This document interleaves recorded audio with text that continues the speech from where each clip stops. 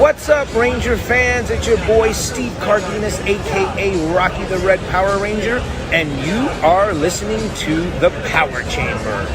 Morphin' time.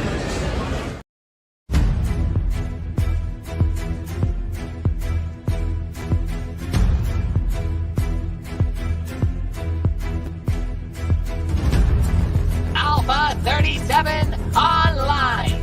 Welcome, buddies, to the Power Chamber. Teleporting hosts now.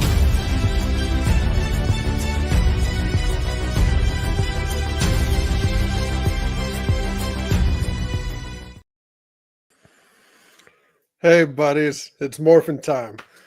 Welcome to the Power Chamber YouTube channel for a special live sit-down interview with a friend of the show.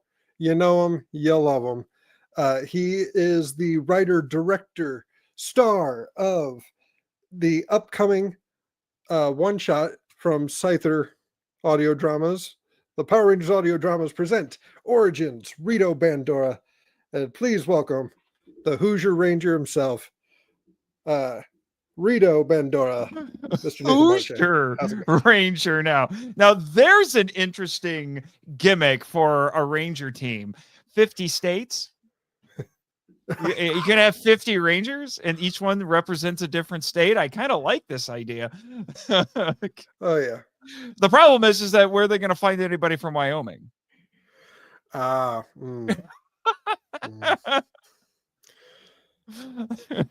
then when they do, it's just some weird mountain man hick dude. Well, Mr. Marchand. But then the Kentucky Rangers, like, you can't be as hickish as me. It's morphin' time. And each one of them have a costume and their own individual gimmick that is very stereotypical their state. You know, the Hoosier Ranger would actually probably be like, have like a corn weapon and race car pinstripes on his suit and and a basketball. We can't go. We got to have a basketball in there.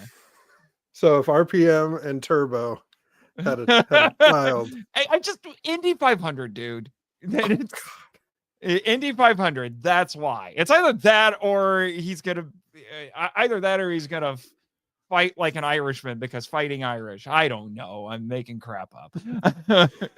I mean, if we can claim any Ranger, it would be Finn from RPM. Except he's Scottish. But that Hummer, though. This is true. And Hummers are manufactured in Indiana. Mishawaka. Every time when I was growing up, every time I saw a Hummer in a movie or on TV, I'm like, you're welcome. From all of us in Indiana, you're welcome. But Mr. Marchand, today we are talking about your magnum opus, if you will. I hope I haven't peaked already. This was fun to listen to. It should be mentioned. Yes, it's the public premiere is this Sunday as of this live stream at 6 p.m. Eastern on the Scyther podcast YouTube channel. I just a couple of hours ago, I got to hear myself cameo on the latest episode of X-Men, the audio drama, as Johnny Storm. You know, a couple of the FF members make a cameo in that, including Johnny. But you have had the privilege of hearing it on Scyther's Patreon, as you are an early access member. Yes, which I encourage everyone to check out. You get previews of scripts as they're being made. You get scene previews as they're being recorded and put together. And you get early access to episodes like Origins, Rito, Bandora, which we're going to do our best because the premiere has not happened yet for the public. I'm going to do my best to not spoil anything. I was going to say, it's just like, we could just do a spoiler section. No, we can't really do it because it's not publicly available yet. So no. No. But we can get into the behind the scenes. So for those that don't know, the journey that you personally have taken with Rito, did it start with the Power Trips season 3 of MMPR episode? No. It just found its way in there, but it was later. Actually, Rito didn't start crashing the Power Trip until much later on, actually. You want me to get into it? As I think I've talked about this on Scyther. Basically, I was made aware of, I believe it was my friend Chris Cook, who used to do a podcast called One Cross Radio, among others. And I remember listening to one of his episodes. He's a Power Ranger fan. We had him on the RPM episode of Power Trip. And I remember him mentioning it was, I know he mentioned it. It was either that or I discovered Power Rangers, the audio drama, because there used to be a website that is now defunct that was basically an index of tokusatsu related podcasts. And I went on there trying to see what else was there. And I'm like, oh, look, there's my show.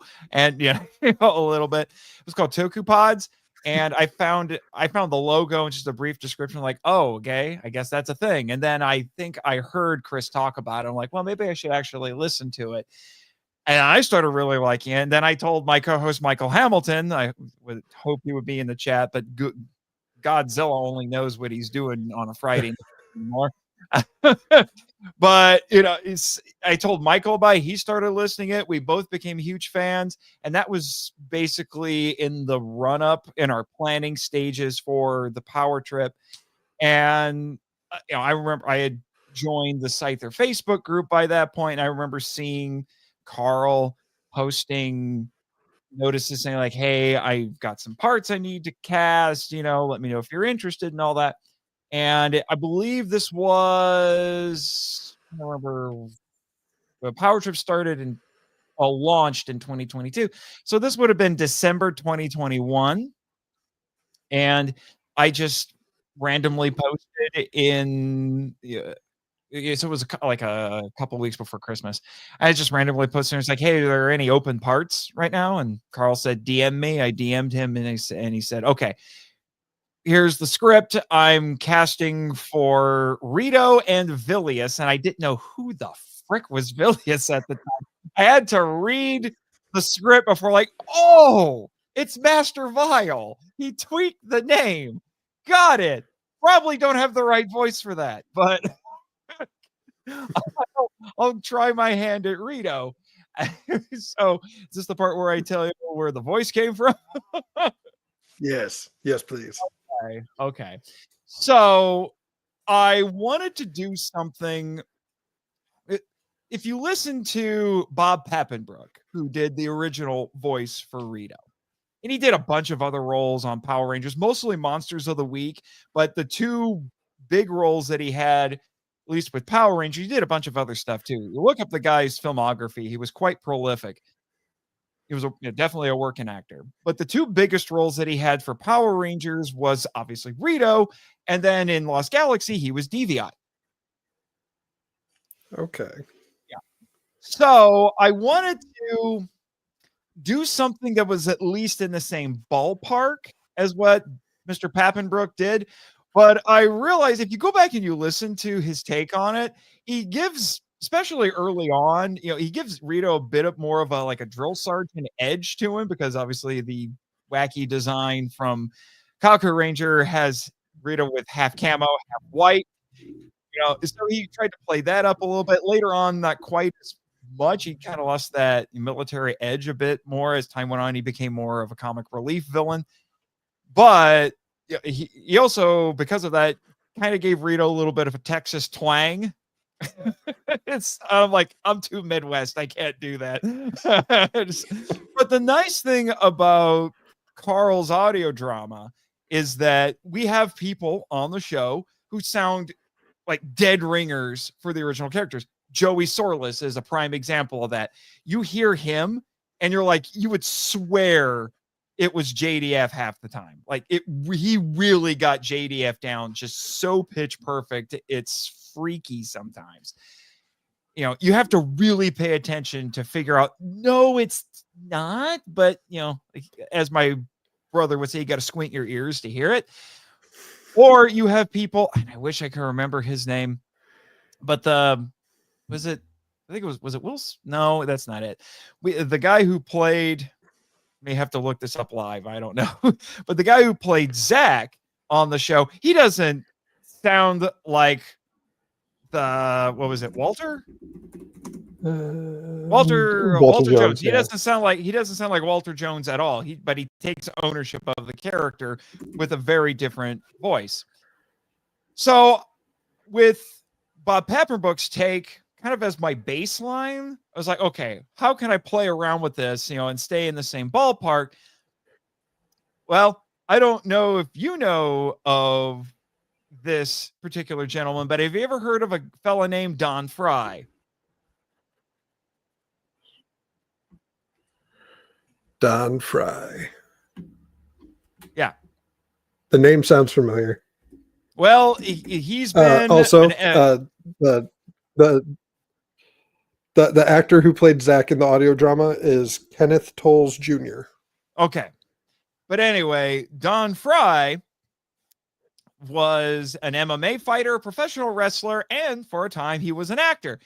What he's best known for was he was in Godzilla Final Wars as a tough as nails American. Okay, like it's to the point where this guy is so crazy. Captain Gordon is his name in Final Wars. This guy is so crazy. Of some kaiju friends, some kaiju fan friends we've been coming up with like Don Fry facts in the style of Chuck Norris facts. Like he's that crazy. But I started doing, and there's a couple episodes of the Monster Island Film Vault, my flagship podcast, where you can actually hear me doing a Don Fry impersonation. Well, and Don Fry sounds like this. It's really low, really gravelly, and he talks really slow. So I thought, wait, how about I throw in the Don Fry impersonation, just less gravelly, and he talks really fast. And that's where I got Rito. When I told that to Carl later on, he listened, because Don Fry has a podcast like everybody else in the world. And he said, like, oh yeah, now when he hears Don Fry talk, he's like, oh, I can hear it now. He can hear it now. So that's where it came from. I got the script, I recorded the lines, sent them to Carl, and then it was getting close to the end of season 2 at that point. Yeah. And I didn't hear anything from Carl for a couple of months and I didn't want to bring it up. I didn't want to be that guy. But then Michael and I were talking with him because we wanted to interview him on a bonus episode of the Power Trip, because we were talking so much about the audio drama. A lot of our listeners who didn't know it existed, we got Carl new fans because of this podcast. And they're like, huh? What are they talking about? What is this audio drama? Because Michael and I just assumed, because all the Ranger fans we knew of this thing. So we just figured we knew it was popular. We just figured most people know what it is. So we just talked about it like it was common knowledge, and it wasn't as common as we thought. So, then we brought Carl on and we interviewed him about making the show and all of that. And I think before we started recording on that, I just kind of mentioned offhand that I had auditioned. Michael knew I had auditioned. I told him that I had auditioned for Rito. And I honestly wasn't really expecting anything. I was expecting there's like Carl's probably got a dozen people who are trying to get this part or whatever, because he's Carl Dutton and it's Scyther and whatever. And it was this was back when Carl was like a low-level celebrity too, but that's what that's the world we live in. Content creators are low-level celebrities at this point. And so I wasn't expecting anything of it. So I just mentioned that we do the interview, wrap everything up. Carl messages, once we shut everything down, Carl messages me afterwards. I was like, oh, by the way, you got the part. Thanks for the heads up, Carl. Yeah, thanks for the heads up, Carl. And to make it even funnier, and this began a tradition with me, strangely enough, I stole the role. There was another guy who was trying to get it. Who had auditioned, he had sent audio to Carl, and he was pretty set on having this guy be Rito. And then he heard my audition, and he's like, "Oh, this is better." But it's and funny enough, it's the guy who voices Gasket now. That was his consolation prize. As Carl told him, was like, "Hey, I'm gonna go with Nathan for Rito, but if you want, you can be Gasket later." And because it's Thomas. Thomas, I'm trying to remember his full name. You would think I just put the credits, all the credits together for this one shot. You would think I would remember this crap, but it's eluding me right now. But it's Thomas is his name. Okay. Trying to remember his full name, but you've heard him on the audio drama as Gasket. Just think, he could have been Rito. There's an alternate universe somewhere where he's Rito. Oh yeah, it's so interesting when you think about the near misses of casting. Like I just read somewhere Bruce Willis was originally picked to be John Wick until the director said, I want to go with Keanu. I was gonna say that would have been weird. Thomas Carter Rochester. I was like, I remember Thomas and Carter, but I'm like, that's not the full name. So Thomas Carter Rochester. And it's even more ironic because of stuff I started feeding to Carl that blossomed later on. Basically, to not give too much of it away, but Gasket and Rito became on-air rivals as well. It's kind of poetic. Oh yeah. Yeah. But so that happened. And do I just go to the next part of the story? Because Rito's wasn't supposed to last that long. You've asked me one question, and I've gone on for 15 minutes. It's fine. It's like a Q&A with Kevin Smith. It's fine. I don't know how to feel about that comparison. I love Kevin Smith. So, but yeah, so I'm you a get little the part of Rito. Yeah. But anyway, so I got the part. He debuted in the finale for season 2. He honestly doesn't do a whole lot other than kind of just be snarky and an a-hole. He doesn't do anything cool. He just stands around and just acts like a jerk, And Carl's plan initially was this becomes a running theme. Rito was going to die in 2 episodes. He was going to die. He was going to be introduced second season finale and then die in the premiere of season 3. Well, while Carl was editing the episode, he loved my performance so much, especially the chemistry I had with Omri Rose as Lord Zed, that he completely changed his outline. He's like, nope, I'm going to keep Rito around for a while. Now, because of that, Rito didn't have a whole lot to do in the 3rd season premiere other than pick a fight with the Masked Rider, because booyah. Take that, Dax. Dex, yeah. Except Dex is cool in the Scytherverse. Yeah. So he kept him around, and then he just kept showing up for a while.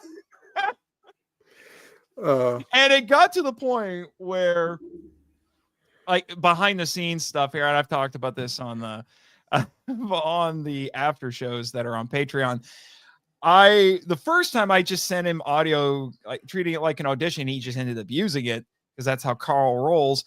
And but then after that, just to have a little bit of fun, just entertain Carl a little bit, because I know I know as a podcaster how you sit there, and editing is my least favorite part of podcasting because it eats up so much time, but it's also an important part where a lot of the magic happens. So I get it. So I decided to try to entertain Carl a little bit. It was really just going to be a one-time gag. I did this funny recording where it started off as me, and I would sit there and it's like, okay, Carl, I'm going to record my lines for you. Then I hit a button on my soundboard to do a punch sound effect, and then switched to Rito and never broke character. Saying that Rito had punched me out and took over. And then he would talk to Carl. So he'd be like, I wouldn't say that. Start dictating to Carl about what he would and wouldn't say. Like, but I wasn't being a jerk about this. It would be stuff like in some of these early season 3 scripts, unlike the original Rito, who would call Lord Zed Ed because he's a doofus and he can't remember people's names correctly. Carl had Rito call him Ed to mock him because he could get away with it, because his dad, Master Vilius, was basically a power broker and was just like, you screw around, I take my resources away from you. So Rito's just like, I can say whatever I want to him and he can't do anything about it. Well, in some of these early scripts, he would start calling him Zed again, and I would do takes where I would read it as scripted, but then I would say as Rito not breaking character in this recording, like I wouldn't call him that, and I would either just keep calling him Ed or I just use something else, depending on the situation. I did everything I could to make sure Rito never called him Zed,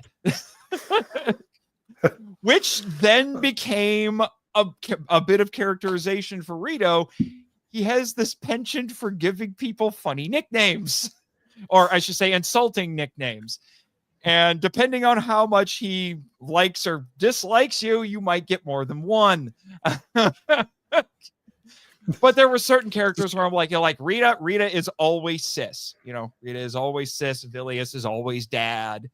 And then there would be ones where I would just ad-lib stuff and I would just make new names. Like halfway through season 3, there was a scene where Rito and Goldar, and I just ad-libbed this bit where he calls him Goldie, and then it stuck. And so it was, and then unbeknownst to me, Rito became a fan favorite. I had no clue. Okay, I was just like, I will humbly just come in and I will be Rito. I will be the snarky, but that's why I started calling him the snarky bonehead. And I was just like, I will be the snarky bonehead, and that's fine. Everyone is fixated on on Rita and Zed and the Rangers, whatever. And then it took Rito dying for real to find out that people were like, no, why would you do that? I'm like, I was popular and didn't know, huh? I mean, that's how it works. If not to make a one-to-one comparison, but your Rito on the audio drama has a hint of Urkel in Family Matters. Not in terms of characterization, but in terms of he was meant to be Laura's date for one episode. And he ended up being brought back recurring until he basically took over the show. Whereas here it was, you are so talented and you've brought such life to this character that we have to hear more of him. And when he does die, oh my God. Yeah, people weren't ready for it. People were like, why couldn't you do this? Why couldn't you do that? Why did you have to kill him, Carl? I was like, Carl prepared me for it. I was like, Carl, whatever is best for the story. As you know, I'm a writer. I'm like, whatever's best for the story, you go ahead and do that. Don't cater to the actors' egos or anything like that. Do what's right for the story. Little did I know. I said, people were flipping out, but all the bad guys, the last few episodes of season 3, they were all getting axed. It's sometimes literally. None of them made it out of season 3 alive. Rita died. Spoiler warnings. Rita died. Goldar, for all intents and purposes, died. Zed is basically dead.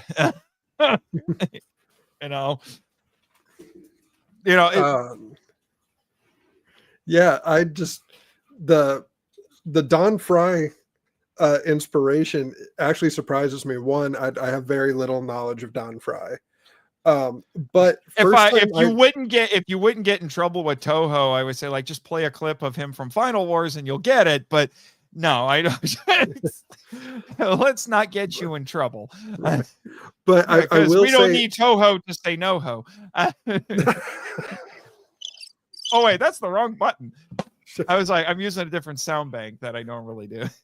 Gotcha. But no, what I liked about it was a thing that I've kind of compared it to vocally is Beetlejuice.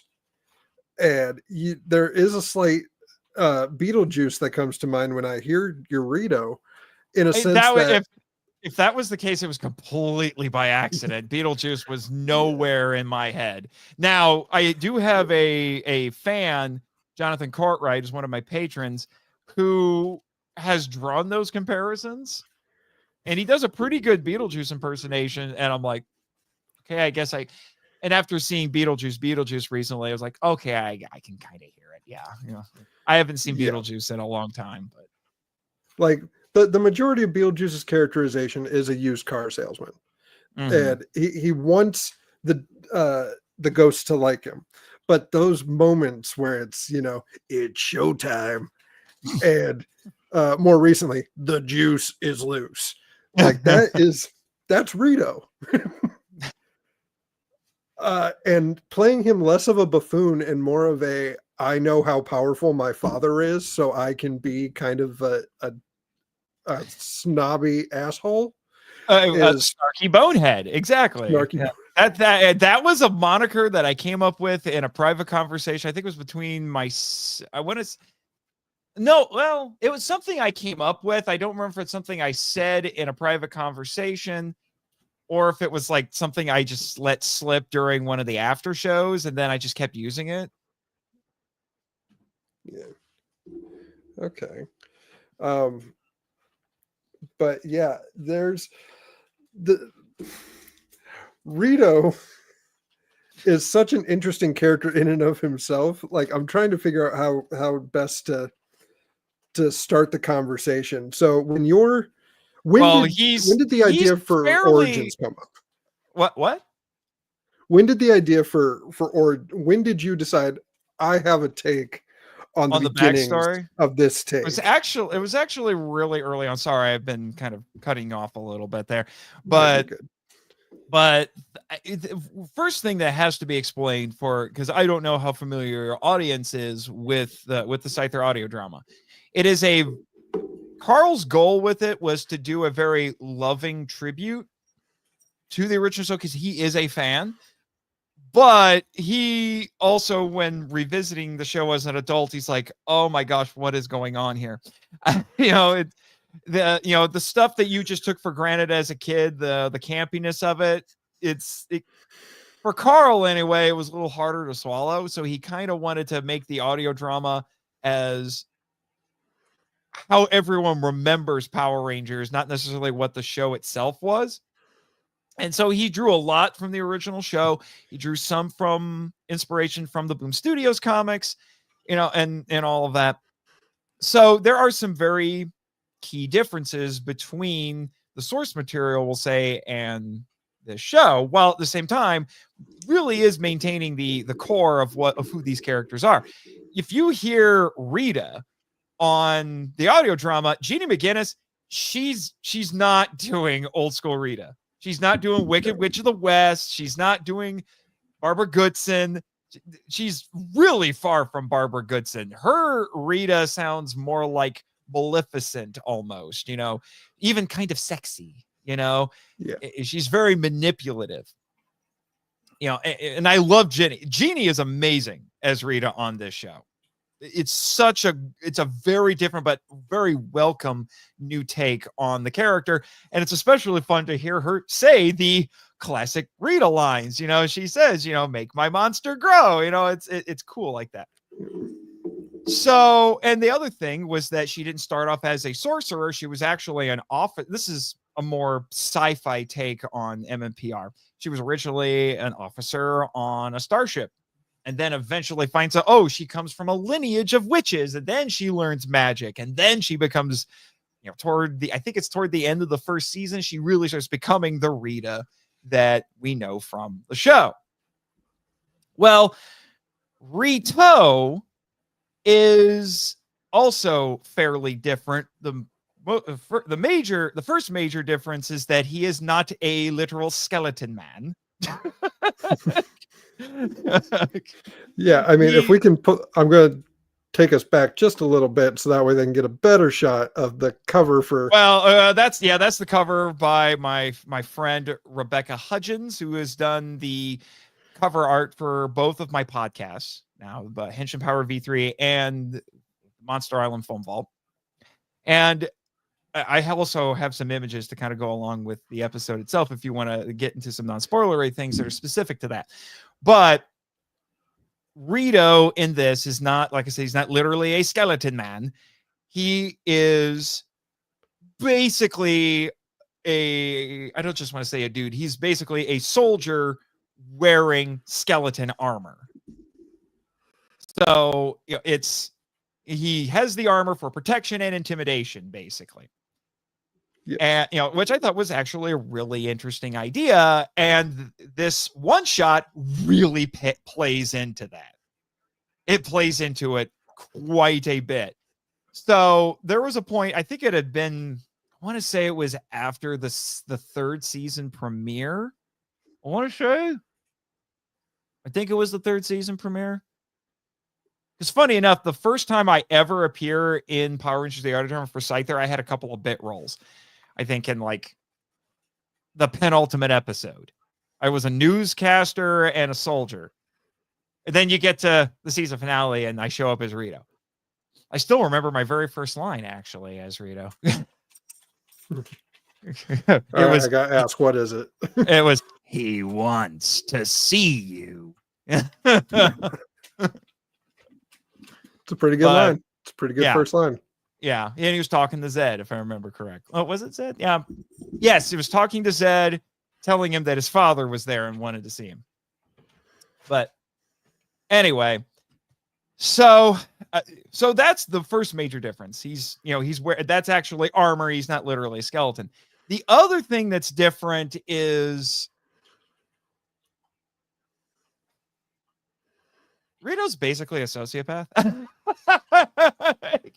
A sadistic sociopath. He actually, basically Carl without knowing it, and part of it was my performance that he started integrating more into the writing, I would say, as the season went on. This version of Rito has a bit more of his Sentai counterpart in him in terms of characterization. I don't know if you've seen Kaku Ranger or not. I am familiar enough thanks to the Power Trip podcast, which you can find the archives of wherever podcasts can be listened to. So I know about Junior. Yeah, Young Noble Junior, Gasha Dokuro. Yeah. That's his yokai name is Gasha Dokuro, because Kaku Ranger, the long and short of it, Kaku Ranger, you have ninja themed Rangers and they're fighting yokai, which are basically like folkloric and urban legend spirits that pervade Japanese culture and have for centuries. And some yokai are much more well-known than others and things like that. And one of the ones that are pretty well-known is Gasha Dokuro, who is, there's two major stories, I guess not stories, but takes on Gasha Dokuro. One is that he's a horde beast. It's a bunch of unburied skeletons of peasants and soldiers who died of starvation and weren't given proper burial, so they're angry. And the name Gasha Dokuro, roughly translated, means starving skeletons. And it's also the Japanese onomatopoeia for chattering teeth. That's gasha, And then in the 19th century, Gasha Dokuro was basically reimagined as a kaiju. There was an artist who did an artistic interpretation of the old story, and Gasha Dokuro was a giant because all of the unearthed skeletons would just combine into one being. Oh my goodness. Yeah. So, that's what Junior's yokai form is supposed to be in the show. Well, Junior is definitely not a goofball. Like, if you watch him, he's actually pretty scary. He's a punk, for one thing. He's very much a punk rocker. Like, if you see his human form, he's very much, Kenichi Endo is the actor who plays him in that. He is a straight up like punk rocker dude, leather and everything, spiked hair, headband, like, Yeah. like he's about as 90s punk rocker as you can get, because this was a 90s show, obviously. And, so he was, like I said, he was kind of scary. He was pretty sadistic, but he also had a weird kind of respect for the Kaku Rangers. Kind of odd, so he wasn't just straight up evil. He also had a thing for cats. I mean, there's so a did joke Rito there in the original show. So I mean, well, there's a joke there, but but I respect you too much not to make it. well, I could have made it myself, but I didn't. If Michael was here, nothing would stop him. But as that's how he do. But so anyway, so because I was familiar with Junior, I put a little bit of that in my interpretation of the scripts that I was getting from Carl. So that's where so as time went on, more of that started getting integrated in there. A lot of stuff that I would just do on the fly. Like I have gained a reputation at Scyther for going off script quite a bit. And, like every time I do a recording for Rito or Carl, I would just come up with another setup where, it starts off with me and then suddenly I'm not there, or it starts off with Rito, who never breaks character, and then I show up later. It became almost like its own little show that only Carl got to hear. I jokingly called it, I said, it's like, this is like an audio drama sitcom. We'll call it My Roommate Rito. Because that became the joke. Rito was my roommate here in my apartment, and he was an obnoxious roommate, and I just had to put up with him. Yeah. The funniest one was probably when Rito actually dies, and it starts off with me being like, "Hi, Rito, how's it going?" Like I'm actually being nice to him, and he doesn't know that he's going to die at the end of the end of the recording. And I'm trying to be like his acting coach, who's like, "Oh, try this, Rito, try that," like the whole time. And then he gets to the part where he dies and he freaks out. And then just for fun, I had Rito recite Hamlet's death speech. Carl actually said he almost used some of that. I'm like, you almost used me reciting Shakespeare as Rito? What? But at some point he says he might actually do a supercut of all of that and put it on Patreon for everyone else to hear. I'm like, oh man, yes, I don't know if the world's ready for that. But anyway, to go back to your question, after explaining all of this, I think it was around the time of the third season premiere. I just like off the cuff one time, it was a three-way conversation between me, Carl, and Michael. And I just said, okay, here's a crazy idea. Because the question had been brought up because we knew Carl had told us that the Machine Empire was eventually going to show up. So we're like, he's like, yeah, I know what I'm gonna, I know what I'm gonna do with Mondo and and Gasket and all that. Or like, are you gonna have Arch Arena? And he's like, oh, I barely even remember Arch Arena. And then on the fly, it's just like, okay, here's what you could do. Arch Arena's dead. Rito killed her, melted her down, and made her into his armor. And Carl's response, and I quote, "That's twisted. I love it."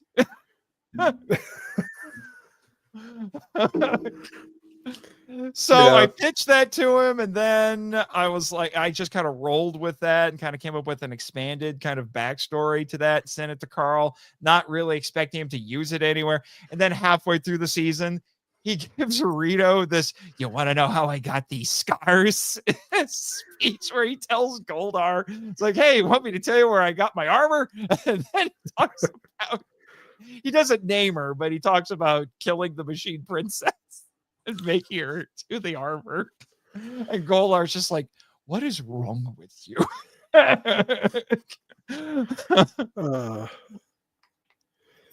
Yeah, you could tell when Carl, me and you've had conversations with Carl in previous live streams. You could tell he really like something clicks, that he likes something when you just pitch something and he goes, that's nuts, or Yeah. that's crazy. Well, that's how I saved Rito again. Because he's still not quite dead yet.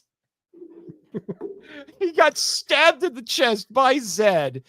And I had one of my co-hosts actually on Henshin Power V3, Christopher Reiner, who loves my Rito. It's to the point where I've given a name to Rito, to my Rito's fan base. I call them Rito heads. And he said that it's like, you know what? I'm going to be spoiling so much of season 3 of the audio drama, people, just so you know. And he's like, you know what? Gasket didn't get his revenge on Rito for killing his wife. I think Carl should bring Rito back as Gasket's cyborg butler. So I pitched that to Carl. Here I am. At Carl's insistence, he tried twice. He's like, you need to read the season 4 premiere script for Zio. I'm like, okay, finally. He said it to me once. Like, you should, and then I didn't get to it. And he's like, you should really read the script, dude. And and then I got to the end. I'm like, mother trucker, I'm the cliffhanger. And I've read enough of the first draft of the next Zio script to know I got lines this time. I'm a mother trucker Terminator, buddy. We're back, baby. So I don't know what I've given some more suggestions to Carl about what he could do with Rito later in the season. I don't know what's going to happen. I think one of them you actually gave me and he thought it was pretty funny. So awesome. So, I know the idea you're talking about. So I'm glad you liked it. I'm not going to say anything because I don't want to create any expectations. So so I've saved this bonehead's life again, which is kind of funny because I made an outline. Well, I should bring up what the other inspiration for doing this one shot came from in between the most recent seasons.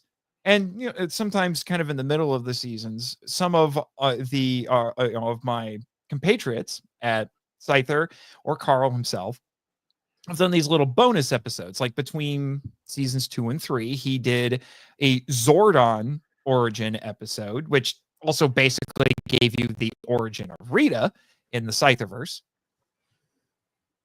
And I thought, well, that's actually a pretty cool idea. I like that. And Joey's done a couple of bonus episodes also between seasons 2 and 3. He did a little flash forward with Tommy that was basically a warm up to Dino Thunder, which was pretty cool. Yeah. So I like Carl. I actually would like to try doing something like that, but how about I take some of those little bits of details that I gave you for Rito's backstory and just make that an entire episode. Wrote up an outline, sent it to him. He liked it. And then the season finale for season 3 came along earlier this year, right toward the beginning of this year.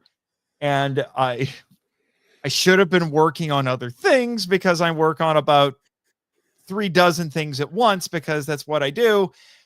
I just felt inspired and I sat down and I started cranking out a script based on the outline that I had given Carl. And it wasn't the only outline I'd given to him. I've given him a few other outlines about some other things that could be done, but this was the one I'm like, I'm going to sit down and make this happen. And I told Carl, I was like, hey, I'm working on the script now. So I plowed through that. The first draft, I think I cranked it out in about a week. I want to say about a week. And then I sent it off to Carl and I'm just like, then I had to wait like 2 days for him to get through, to get it and read it and all that. I told him, I feel like I'm auditioning again. I wrote something, Mr. Dutton. Please take a look at it. Yeah, kind of.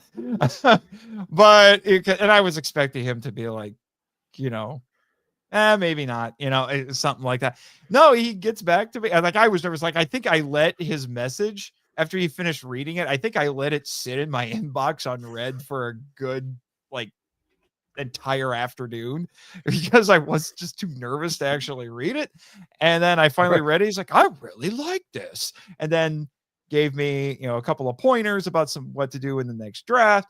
I sent my co-host Chris, I was sending him the script kind of piecemeal, and he was looking through it. He's fed me some other ideas. That's why when you listen to it, I credit both him and Carl as my script editors, because there's stuff in the final script that were ideas from Chris. So I thought he deserves to have some credit here, because he was, giving me his feedback throughout most of the process. And I won't say what those are necessarily, but they're in there. And, so I took that backstory and I just really expanded upon it. And you find out what the context was, why he ends up killing Archerina, why he makes the armor, and all of these things. And you get some insights into, as any good prequel I think should do, you get insights into what made Rito the character that he is by the time you see, in this case, hear him in the second season finale. Again, a very long-winded answer to your one question. You're fine. I love having you on because I still get to talk Power Rangers, and I get my voice a little rest. And I have a strong voice. I talk a lot. Like pulling from Rito's camo side, I just pull the pin on the Nate grenade and just release it into the morphing grenade. The grenade, if you will.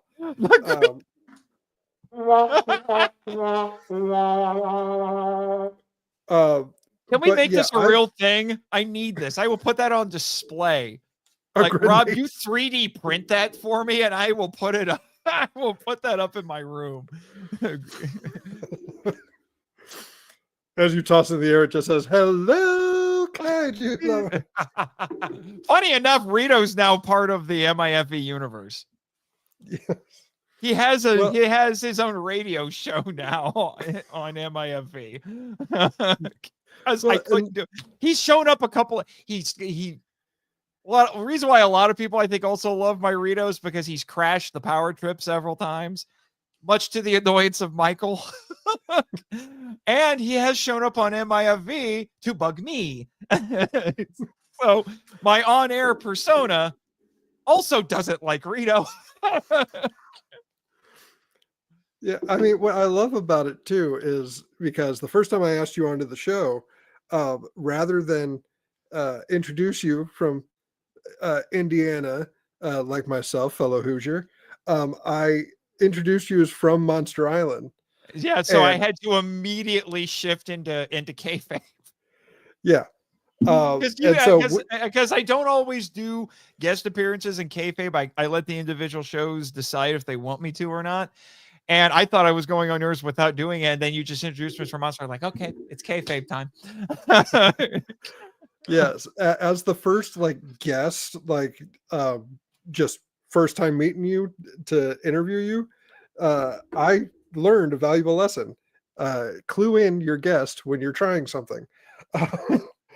So that happened. And then I think we were talking about the episode with the goofish in season 1 with Rita's birthday. Birthday. And Rito just crashed in. Apparently he had been stuffed into the trunk of the rad bug. Yes.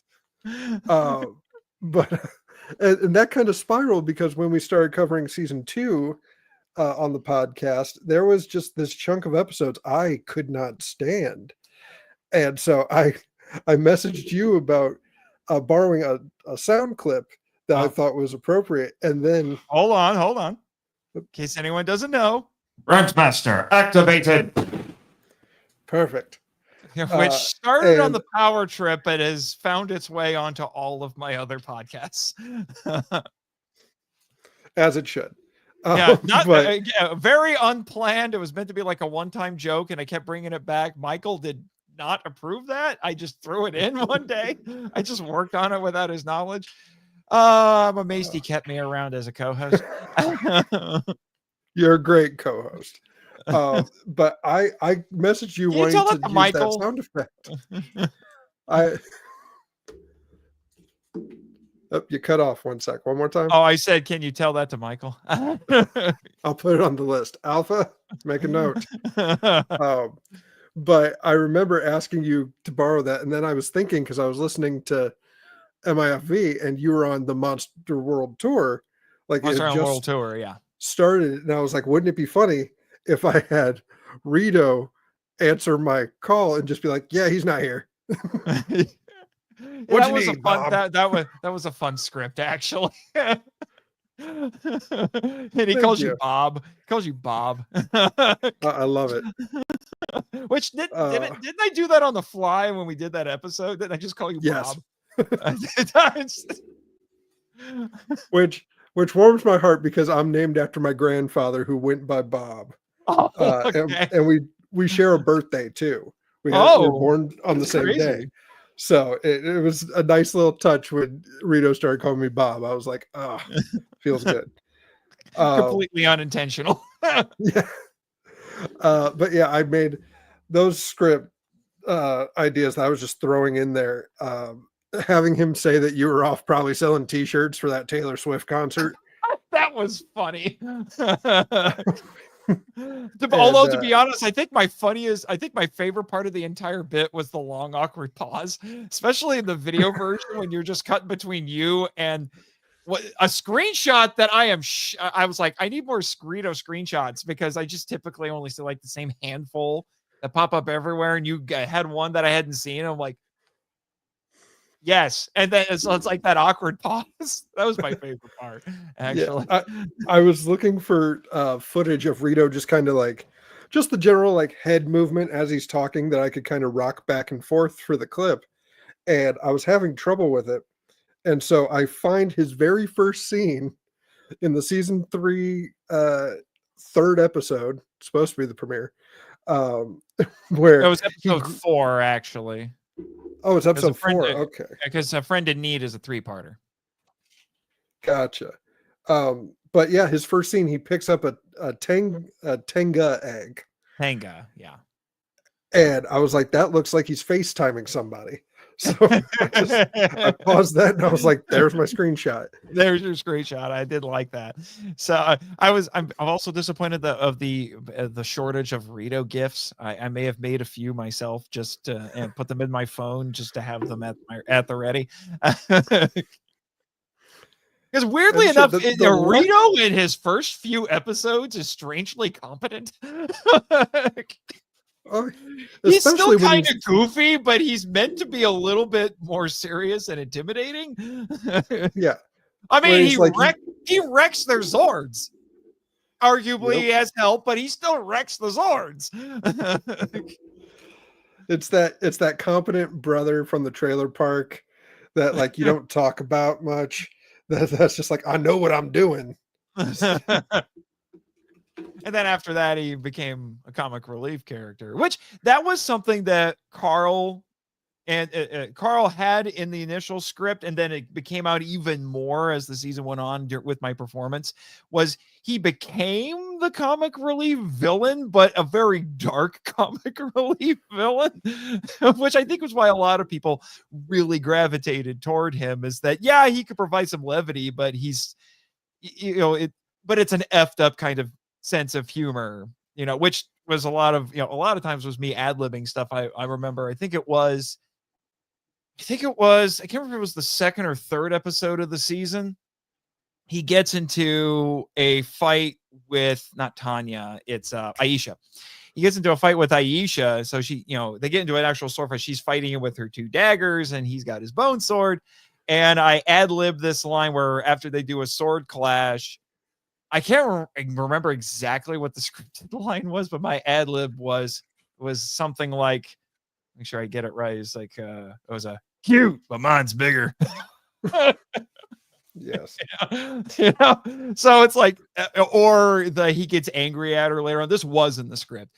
He gets angry at her later on and, makes a comment about how he's gonna Skinner and wear her. He's gonna kill her and then wear her skin as a new set of armor. He says, "I'll make new armor out of you. Maybe I'll make new armor out of your skin."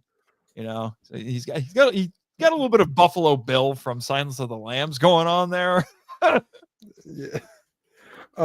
But jumping back to the episode itself, a lot of references that you've piled in here, and I made because the Toku Secrets podcast. Those guys are big fans of the audio drama, in particular Rito, and they've been hyping on their show that they're gonna once the episode's out, they're gonna interview me. And I know how they work, how they define Easter eggs. So I basically went through my own script, scene by scene, and made a list of Easter eggs for them, and it came out to about 2 pages in Microsoft Word. Oh, you cut out there. Don't die. Please don't die. No, this video will get demonetized if you die on live stream. Just so the viewers will know, I'm going to mute the mic a couple times. I just got a little tickle in the back of my throat. Okay, that's fine. But anyway, another reason why the grenade has been fired. The grenade, it's thrown. You throw grenades. You don't. Well, I guess there's rocket propelled grenade. Am I an RPG?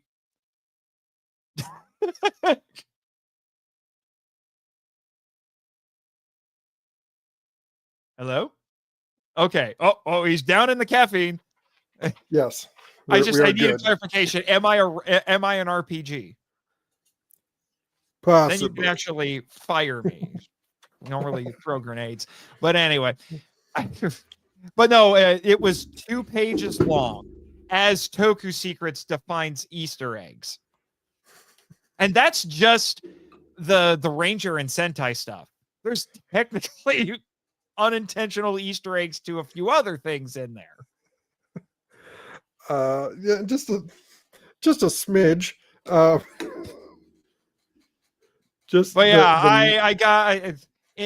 I very much grabbed a bunch of stuff from Power Rangers and mostly Kaku Ranger, grabbed a bunch of stuff from both of them, stitched them together, and then tossed in a few brand new bits of lore that I just made up to glue it all together.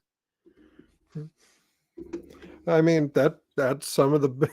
I remember writing a script. I can't remember what it was for, but I remember referencing the bureaucrats on Gallifrey.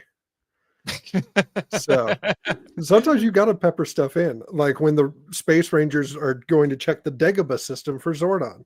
Okay, I listened to that so much. I'm like, did they actually just say Dagobah? What's funny is before the great Netflix purge, I actually hold on, backed it up, turned on the subtitles, and they spelled it differently. It's like, are you trying to avoid something there? I'm pretty sure if I had the actual script, it's Yoda's home planet. Well, the planet he was living on. That is actual home planet, but that was the planet he was on. Like, well, if you can't get Zordon back, go with the next best thing, I guess.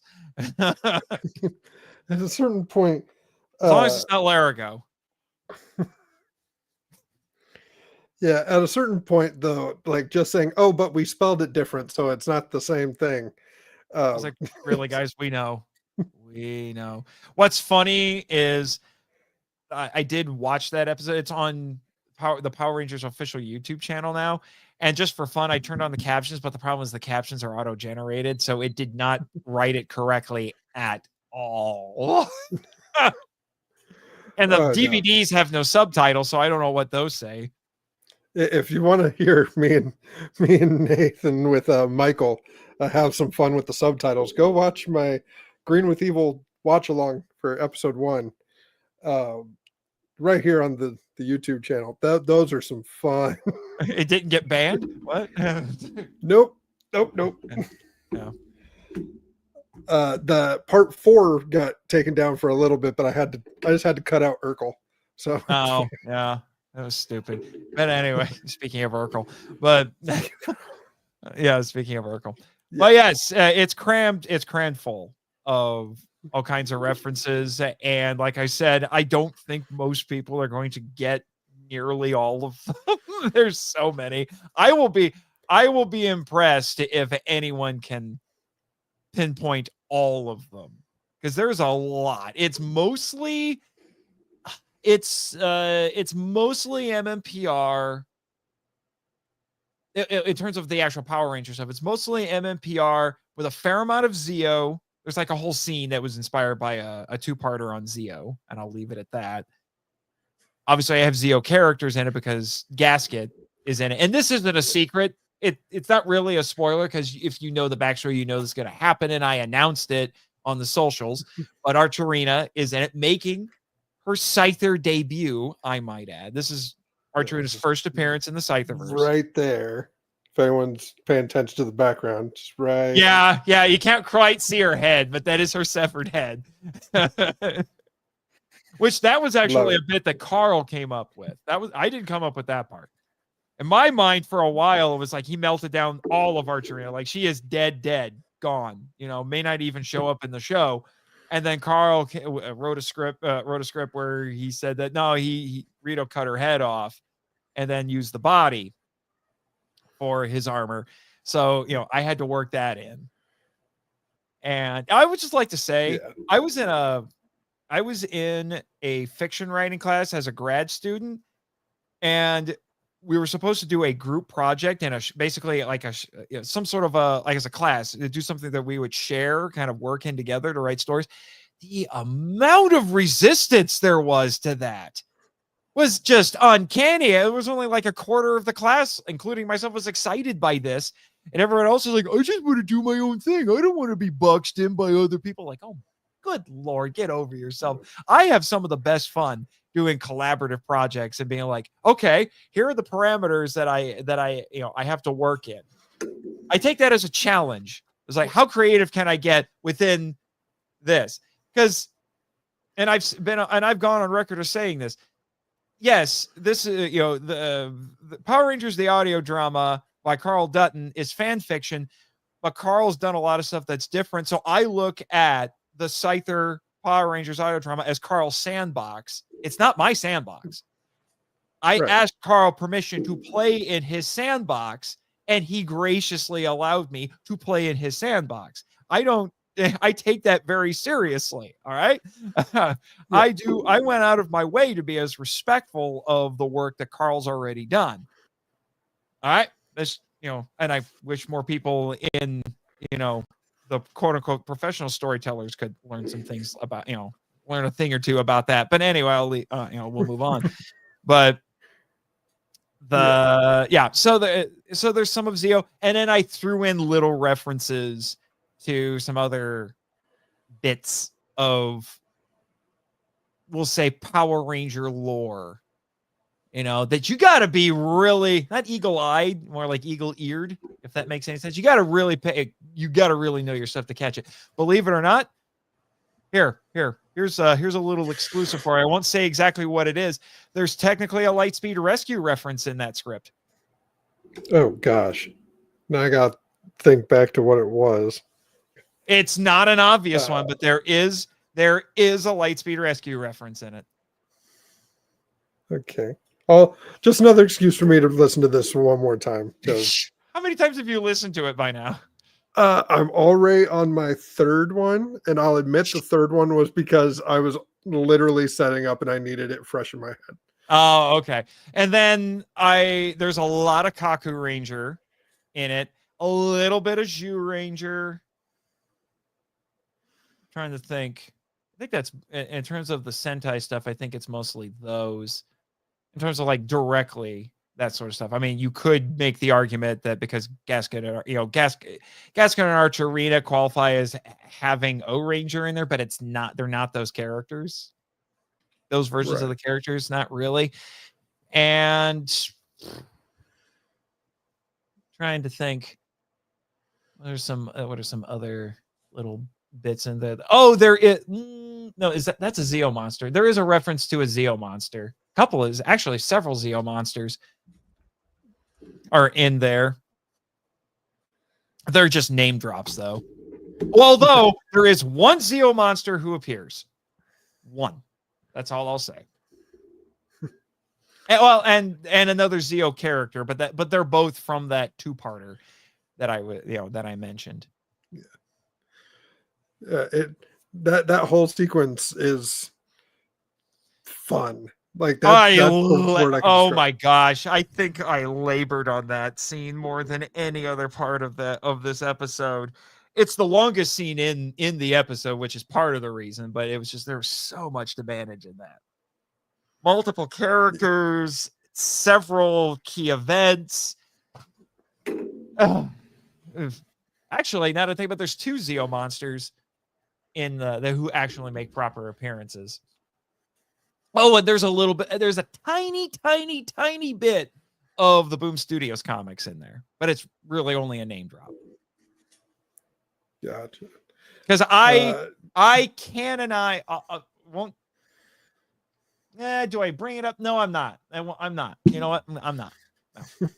But there's a tiny bit of the Boom Studios comics in there, like I said. I'm a little sad that Rito never showed up, by the way, in the Boom Studios comics. Except I think the only times he appeared was in like a couple of like art spreads. He had to do a quick. He kind of sort of got mentioned, but not by name. I was a little upset. And honestly, I've looked it up. I think Rito has only appeared in a handful of comics, and they're mostly just as like part of like villain collages for art. He's only made two, as far as I know, two proper appearances, and one was only in one page. And then in one issue of the Marvel comic run, he's an actual character who's in the entire thing. And I'm sorry, Steve Ditko, but you can't draw Rito to save your life. He was completely off model, and the characterization was way off. Rito was a massive Lord Zed kiss up. I didn't like it. It was funny, but I didn't like it. Well, I personally want to thank you because for those of you that don't know, when Steve and Josh came to me for Hey Buddy and said we would like some new podcasts to kind of fill out the stuff we want to expand, what do you got? I wanted to do a Power Rangers podcast. So searching to see if anyone else was using the name Power Chamber, I stumbled on the Power Trip. The Power Trip. And fell in love listening to you guys, which then led me to listening to the audio dramas, which then led me to asking you to guest host with me, which then led to Carl agreeing to show up on my charity stream for the 30th anniversary. And now, full circle, I got to be exclusive. I got to be an extra in this. Yeah, it's a little hard to hear, but and something that I don't think has ever been attempted, as far as I know. I could be wrong, but there are actual crowd chants in this script. And I'm like, how I just put them in there as part of the, as part of the script writing process, just as, when I'm in, the zone writing this thing, not thinking about how the heck I was going to make it happen at all. I just did it. Yes. And I was honored to be part of it, though. Yeah. So then I'm like, Carl, so how do I even do this? And he said, get, multiple people to record the lines and then just mix them together. I'm like, okay, Carl. And so it's not something I had really tried before. I mean, I do audio drama segments on the Monster Island Film Vault, nothing nearly to this level. Like I Mel Gibsoned the snot out of this thing. Okay. I'm like writer, director, producer, editor, and star. Like I am, I went crazy with this. And I was like, I have never done anything like this. I don't know. I'm not sure, sure, I'll try to mix it. So I just put a thing out saying like, hey, all the major parts are cast. Like I didn't do auditions for anything. all the major roles and all the major speaking roles in this, I just offered it to people. I didn't do auditions, and I was, with one exception, because there's a friend of mine who's done a lot of voices for a lot of different characters on the Monster Island Film Vault. He's going to be making his very first appearance in anything Scyther is going to be part of this. But everybody else, I just went to people I knew from Scyther. Like, hey, can you play this character for me? And they said they would do. Obviously, certain actors had to come back. I had to get Ginny. This isn't really a spoiler. You get to hear Jeannie one more time as Rita in this. And you get to hear Tony Fielding one more time as Villius. And that was something that, as I was finishing up the editing for this, it really kind of dawned on me. And I'm being a little hyperbolic because I'm so heavily involved with this now and I'm such a fanboy, but I'm like, as far as I know, humble Nate Marchand, little Nate Marchand, am writing the last lines that Ginny and Tony will say for their respective characters will ever record. And funny enough, they recorded those lines not long after their characters, they recorded their final lines for the regular show. Because, spoiler warning, they both die by the end of season 3. Like, Ginny actually said, like, literally, like, yeah, literally last night I recorded Rita's death scene and now here I am recording these. That's how it is. Yeah, and I'm introducing Archerina. And it's not the first big role that she's had with Power Rangers. I got beat. Her like major Power Ranger debut, got beat. It's Rebecca Olivia Hodges who plays Archerina. She now plays Jean actually on X-Men. And I originally heard her on East Haven 8, which is an original show that Carl does. And I'm like, man, she sounds really good. Can I get her on my show? I should have her be Archerina, and, but she got to be Sprocket in a Trey of Triforia origin special that Zach Adamson, who plays that character, that he wrote, that aired between seasons 3 and 4. It's like, dang it, she's going to be Sprocket first on the show. But I'm pretty sure Archerina, without getting into too many spoilers, because I'm still not 100% sure what Carl has planned, I'm fully expecting Archerina is going to come back or at some point in season 4. Rebecca's going to be her. As far as I know, I had her be Archerina in this. But I personally asked her to be Archerina, and she jumped at it. Rebecca also now plays a recurring character on the Film Vault, which has been really fun. Nice. And so I've done a lot of stuff with Rebecca. She's really fun. And I had Jason Rivers. He plays a part in this. He's Goldar in the regular show.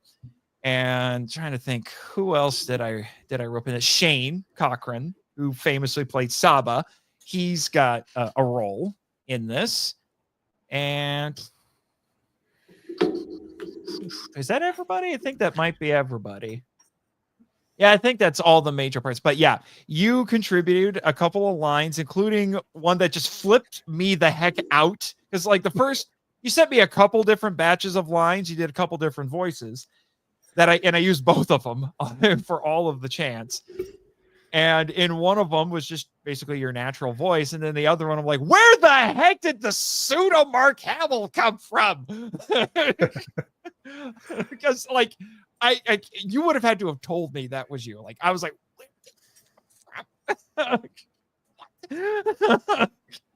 I'm honored. I really. Yeah, I flipped out a little bit, but yeah.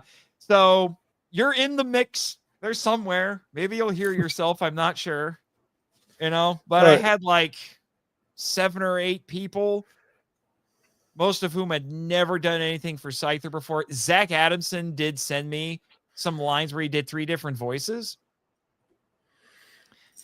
but he's been doing stuff for Scyther for a while. So he's probably technically the one veteran there. Everybody else either has done like one bit part for Scyther before, or they've never done anything for Scyther before. They're barely a step above fans, at this point. Yeah. So I sent them the script and a sample line. I still had to muck around with the cadence to make it all fit. Some people didn't listen to the sample line I sent them to get the cadence I was kind of going for. So I had to muck around with that in post. But given the fact that it's just a blending of a bunch of different voices, it doesn't really matter. So yes, all that to say, listeners, Rob's in this technically. He does get credited. He does get credited. I've made my Scyther debut. Yeah. You'll have a hard time hearing him, but he's there. It counts. Yeah. Stephen Colbert was an extra in The Hobbit. It counts. But we are going to start wrapping up just because life happens. So I would like to thank you, Nathan, once again for joining me here in the chamber to talk Rito. Origins Rito Bandora is premiering Sunday on the Scyther Power Rangers audio drama feed. And the premiere will be on the Scyther YouTube channel, 6 p.m. Eastern. Yes. But as if we didn't do enough of it already, Nathan, would you like to indulge in some shameless self-promotion? Shameless self-promotion! It's a catchphrase and a meme. But yes, yeah. So obviously, check out Scyther. And I mentioned the Monster on Film Vault, the podcast seeking entertainment and enlightenment through tokusatsu. I talk about mostly kaiju and film on there. It's a film appreciation podcast, but you get to hear about these movies, some of which people just relegate to B movies. I put them in their proper historical and cultural context, so you understand what went into them, not only the making of them, but what influenced the choices that the creators made with those, because most of these are classic and or foreign films. And because it just naturally developed like this, and unfortunately has kind of been screwing me up, I've fallen behind on my production of the Film Vault because my ambition knows no ends. Finds a way. Yeah. So there's actually an ongoing storyline told through audio drama on there that just developed organically over time. And, that's an entire interview unto itself. And then, obviously we mentioned the Power Trip, which is mostly done at this point. I'm still trying to convince Michael to do a few follow-up episodes while we wait for the eventual release of Legend of the White Dragon. Right, guys? Right? It's coming eventually. Maybe? I'm already working on my... I'm already looking at my Eric Reed cosplay.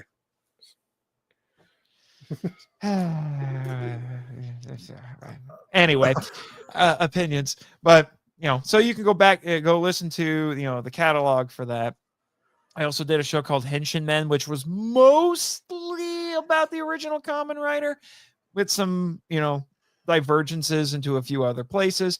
But now I run a show with Jake Hamburg, who has been in the chat quite a bit. I don't know if you wanted to, once we're done with the shameless promotion, if you wanted to go over some of the comments, it just kind of fell out time a little bit. But, I'll let you, there's Jake right there. But yeah, if you want to go over the comments, before we sign off, let me know. Because there were a handful in there that I thought were kind of funny. But anyway, between Jake and Chris, I run what is effectively a sequel to both Power Trip and Henshin Men called Henshin Power V3, where which tagline for that is where three friends have 3 minutes to talk about tokusatsu. So it's an index show, but we do between 5 and 10 episodes so we can get through stuff faster. Because Henshin Men only did 2 episodes at a time, and the Power Trip did whole seasons per episode. I'm like, I want a middle ground. So that's why I went with this one. I kind of stealing a gimmick from a now defunct Ultraman podcast, but no one's yelling at me so far. And I made sure to give attributions like, with apologies to Saved by the Belial. That was the actual show. That's the name of an Ultraman villain. Yeah. But anyway, so we have 3 minutes to talk about each episode of television. We started with Kamen Rider V3, hence the name of the show, and because Henchman started with the original Kamen Rider, and we are halfway through our coverage of the original Ultraman. Very nice. Also, if anyone wants a link to this, you know what? I think I'm going to find it anyway, just to, continue with us. I bless self-promotion. But we like doing some occasional, we'll say, some fan involvement. So we do some listener polls, when we announce like, hey, these are the shows we want to do, but what order should we do it in? And, people voted, and then we just went in order of how, of where the votes lined up.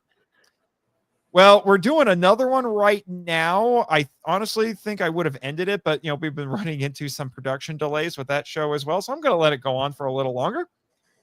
But we are now doing a poll on what our funny little nickname should be for our listeners, because every other podcast that I've done, I have funny little nicknames for my listeners.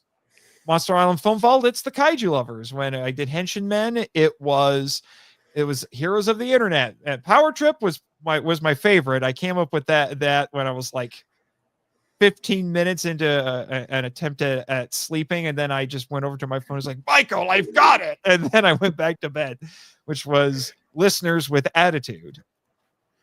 So we're running a poll. I'm going to put the link in the chat. If anyone, it doesn't like that, does it?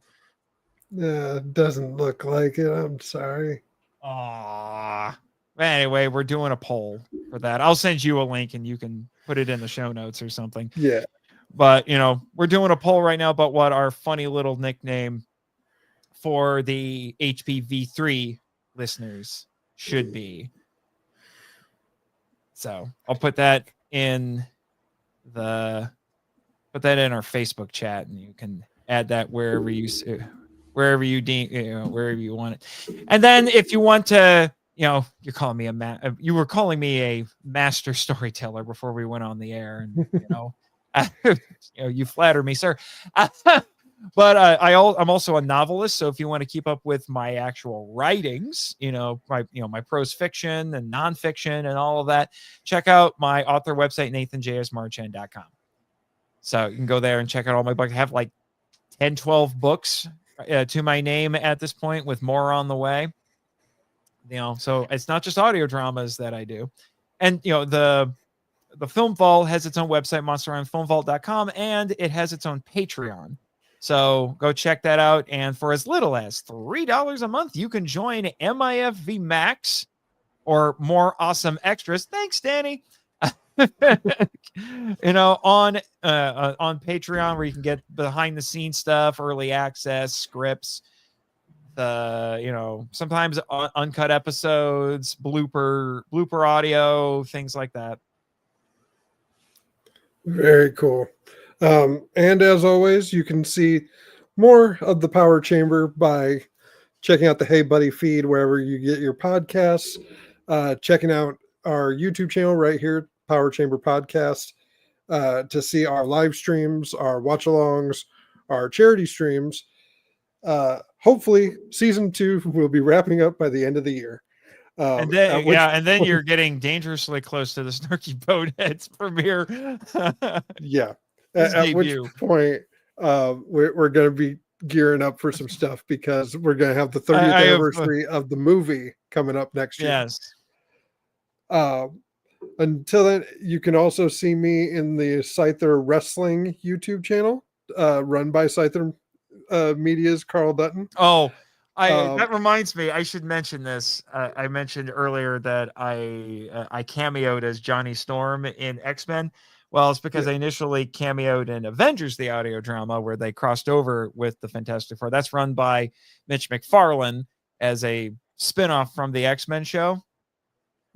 And he's working on the script for a little one-shot for the FF, where we get to have our own adventure without the rest of the heroes, which is I'm looking forward to that. Because of Rito, I now play officially for Scyther, a very popular X-Men character who may have just had a crossover movie with a certain Mr. Logan. Never in my life would I have thought I would be personally asked. I did not audition. I was personally asked to play Deadpool. No one could have done it better. And I just apparently it was so well liked. Someone else asked, actually 2 other people have asked me to play Deadpool in their own productions.